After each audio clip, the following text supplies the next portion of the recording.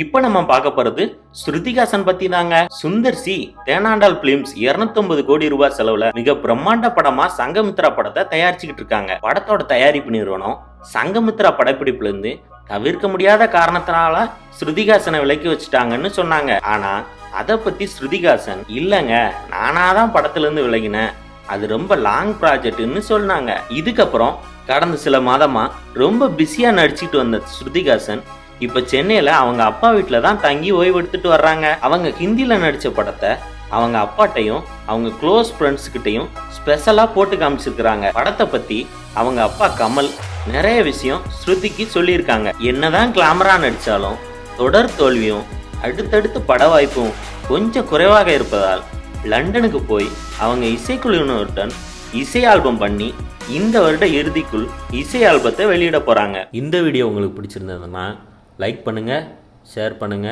Comment பண்ணுங்க. மேலும் இது போன்ற அடுத்தடுத்த வீடியோ பார்க்கறதுக்கு பக்கத்தில் உள்ள பெல் பட்டனை கிளிக் பண்ணுங்க.